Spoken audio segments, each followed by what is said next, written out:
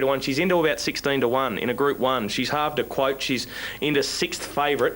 And Choisir is getting out a little bit with the latest news coming through from England. He's remaining 3rd favourite. So Belle de Jour is the big mover. She's now into 6th favourite for this race. And I can tell you that Choisir has drawn gate number 20 and Belle de Jour has drawn gate number 21.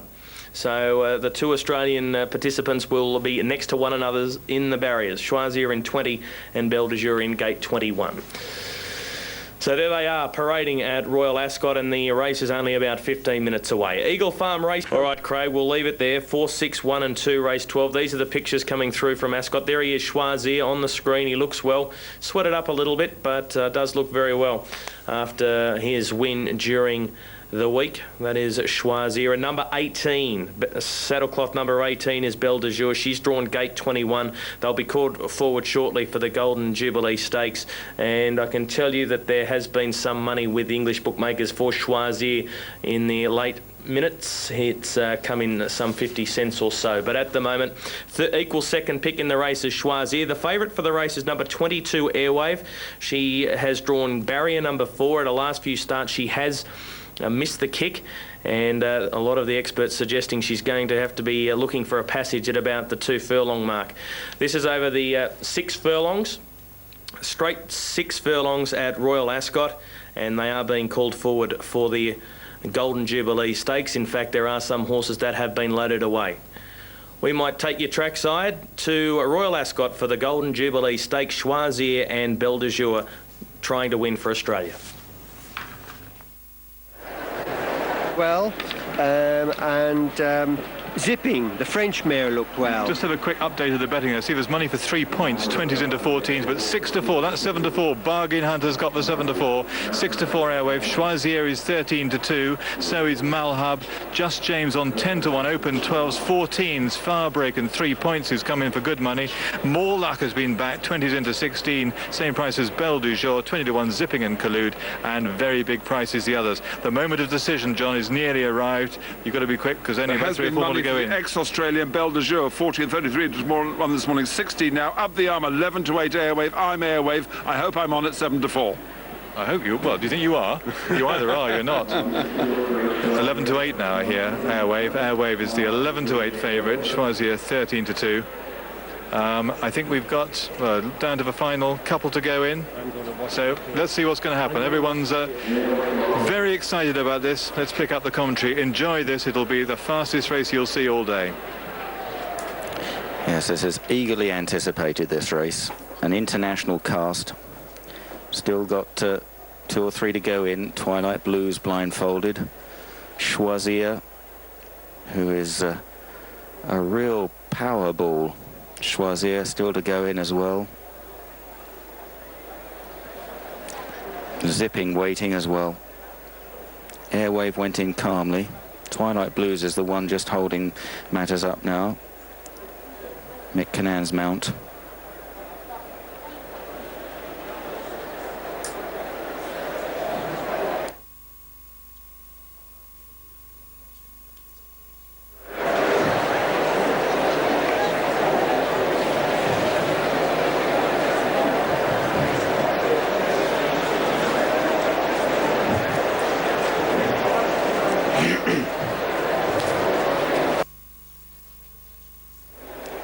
She's 3 off the stands fence.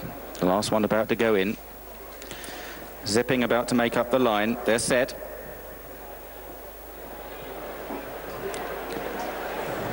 Lined up.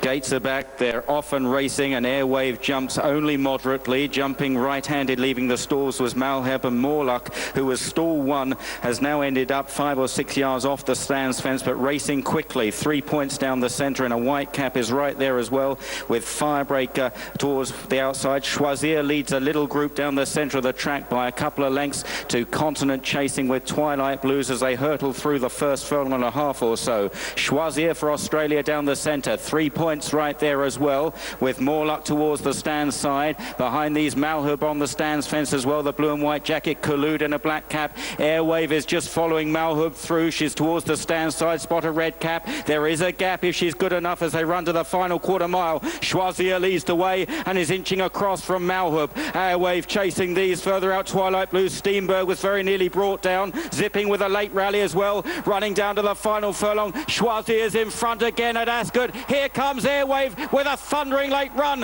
Schwazier, Airwave chasing hard all the way to the line. Schwazier by a half length to Airwave, and Schwazier is holding Airwave, and a remarkable Royal Ascot double for Schwazier for Australia, this time in the Golden Jubilee Stakes. Airwave second, Barron's Pit a big run for third, zipping in fourth.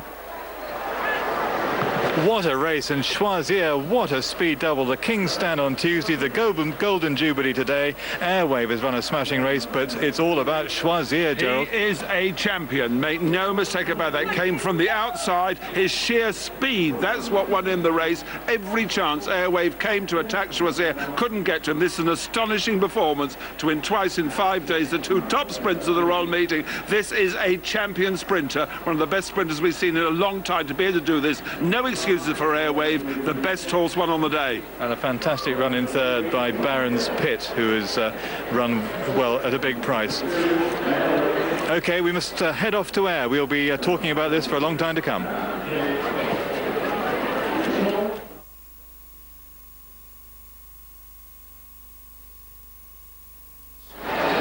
And the sixth horse, number 13, Polar Way.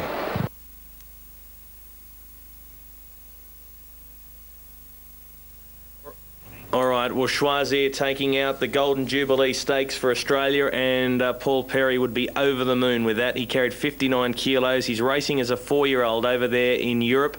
Of course, he's nearly 4 here in Australia, but did a fantastic job. Drew gate 20.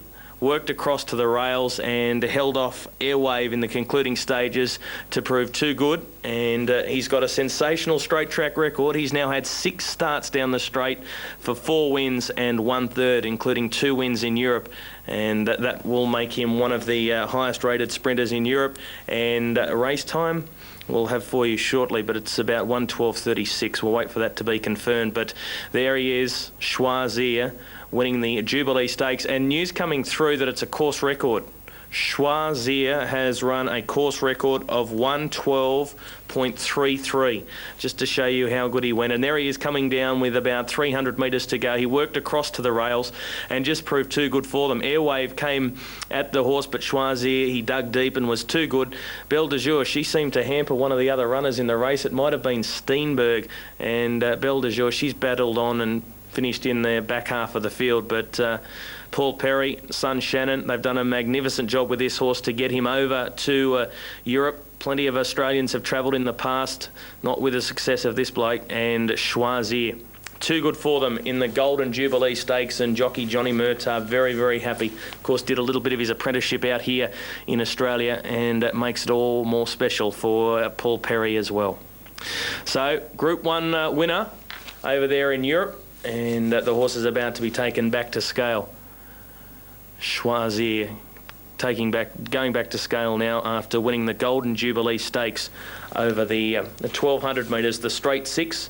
And what a fine performance by both horse and trainer. And it was interesting to read during the week that Paul Perry has suggested that they will be going back to Europe with this horse.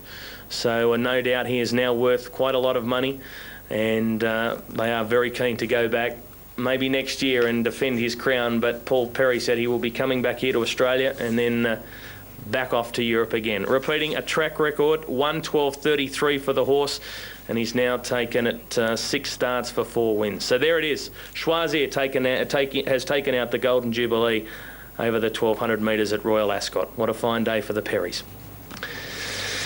All right, well, that just about wraps up our Sky race night. I hope you've enjoyed it. Schwazier winning the big one, the Golden Jubilee. It's been an enjoyable night. We'll do it all again tomorrow. Make sure you join us bright and early for a Racing Retro. Good night.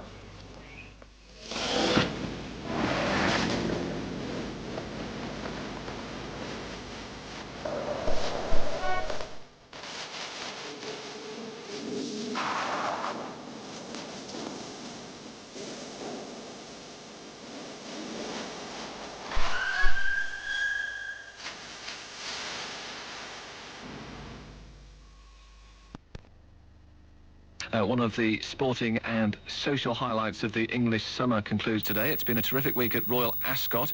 It always attracts some of the finest flat racing of the year. Today's featured race is the Golden Jubilee Stakes. That's off shortly. It contains a world-class field. We can talk to our reporter at the course, Julian Armfield. Julian, this looks a cracking field. Yes, I think there's a tremendous air of anticipation here at Ascot. It may be the 5th day of the Royal Meeting, but there's still a terrific buzz, which is not surprising because we've got runners from 5 different countries in this race and some of the fastest horses in the world. Yeah, let's pick out a couple of them. The Australian Choisir. Now, as I understand it, Choisir won the King's Stand Stakes at Ascot earlier this week and running again today. Is that unusual? Very unusual, but if you've come all the way from Australia to the UK, you might as well give it a go. Tuesday's triumph was fantastic for Choisir and very good for Royal Ascot to have an Australian horse winning here for the first time. Choisir is not yet 4. He was foaled in Southern Hemisphere time, which made the performance even greater. And a brave play by the trainer Paul Perry to make the journey. The bravery was rewarded, and so he's turned him out again today. The difference being that today he's up a furlong, and the question is, will he stay that extra furlong? Yes, I wonder how foreign horses are received here at Royal Ascot, because I know when the Irish and the British horses go to Melbourne, they're not received that well. No, that's right. In fact, this victory was well applauded by the international gathering here at Ascot, and I don't think anyone would begrudge a second win for Australia today. And they do have another representative, of course, in Belle de Jour, who's currently trained in Ireland by Dermot Weld, but is one of the best sprinters ever to be produced in Australia, and who has beaten Choisir on a couple of occasions. Now, how did Belle de Jour get to be trained by an Irishman? Indeed. She's a mare, and she's come over to Ireland to go to stud, but they thought they'd get a couple of good races before she went to stud, and they've been targeting Belle de Jour for this race for some considerable time. If she does win, there's going to be an enormous party because the owners are very colourful characters, and when she won the Golden Slipper at Rosehill in Sydney as a 2-year-old, one of the owners actually shouted the bar, as they say in Australia, and there was free drinks for everyone on the race course and a £75,000 bill to pay afterwards. Okay, what about the home favourite Airwave? Yeah, Airwave looks tremendous going down to the start. She's a very, very fast filly, greatly fancied, 6-4 favourite right now, and there are very few here who are backing against her.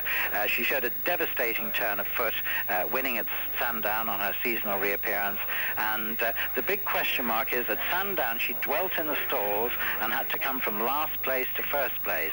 Now, whether she can do that or afford to do that in a field of this size is open to question, but that is the only question. She's got fantastic speed, and she is a worthy favourite. And there'll be a huge roar, I expect, if she comes in first. Yes, because the favourites haven't been performing well all week, and this would be a huge result for the punters. She's been backed off the boards. I mean, several bets of 20,000 and 40,000, and would be an enormously popular. OK, let's go to the start of the race. Commentary from Lee Mackenzie. At the stalls. And she was a bit slowly away. She missed it by 3 lengths, but we've got used to that. Polar Way was slowly away too with Steenberg. But the American horse, more luck, very fast away against the stand-side rail with 3 points just outside him. Choisir, the Aussie, is blazing a trail down the centre of the track as we expected. Twilight Blues is chasing him too. But it's, I'd say it's the American horse, more luck, just against the stand-side rail. They're actually in 2 groups here. He's leading the group over here with 3 points. Choisir down the centre with Twilight Blues. Belle du Jour is over there with Continent. Now they're starting to join up. Firebreak is just behind those with Zipping. Then over on this side here is Malhub, who's starting to get into it. He's found a gap on the stand side rail. Just James is well back. Airwave has moved up into midfield at this stage as they pass the 2 furlong pole, and it's Choisir for Australia takes the lead and comes across to the stand side rail, followed through by Twilight Blue. Steenberg stumbled very badly and drops out.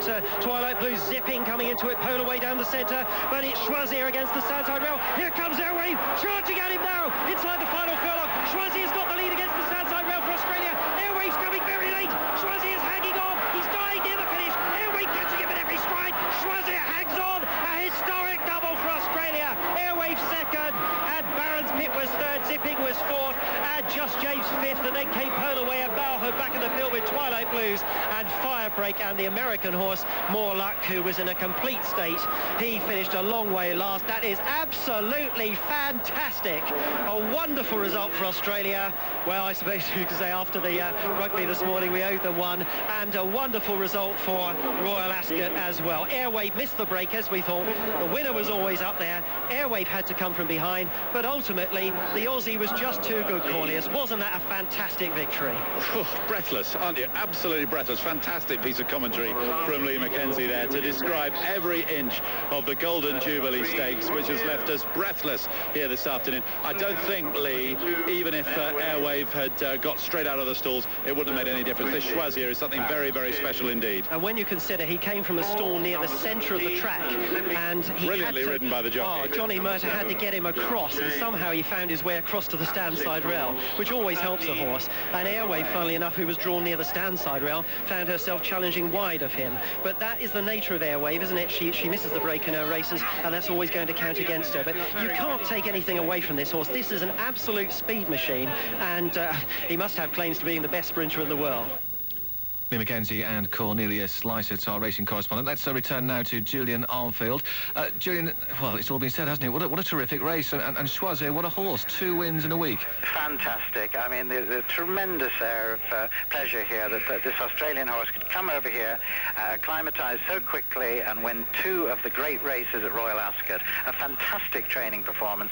And I cannot speak highly enough of jockey Johnny Murtagh, the big race jockey so many times in the past, who bought the horse out of stall 20, got it right across to the rail, and such a brave performance. And you mentioned beforehand the problems Airwave has in the stalls, and again it's happened. Yes, she lost 3 lengths or so coming out. In the end, I don't think it made any difference, because she had every chance entering the final furlong, well ridden by Dane O'Neill, and I think just not good enough on the day. We're looking here at, without any doubt, the best sprinter in the world. OK, is that the performance of the week for you, do you think? Yes, I think if you add that to his win in the King's Stand, you have to say he's the horse of the week, no question about that. And the partying will go on for a long time here at Royal Ascot tonight. We have had some other great performances. Day 1, we saw that wonderful 2-year-old Three Valleys, who won the Coventry Stakes by 8 lengths, the first horse to do so since Mill Reef in 1970. Choisier, of course, and then we had Zafine in the St. James Palace Stakes, and Dubai Destination for Frankie Dettori in the Queen Anne Stakes. They were the great races of day 1. OK, well, thanks very much. I'll have to leave it there. Thanks to Julian Armfield at Ascot. Choisier, the horse of the moment. He's won the King's Jubilee Stakes, the Golden Jubilee Stakes at Ascot, the big race of the day, ridden by Johnny Murtagh. The Australian now has won twice in a week at Ascot. Let's return now to St. Lucia, day 2 of the first cricket test between West Indies and Sri Lanka. There's been a wicket, I understand, Colin. But then there was a bit of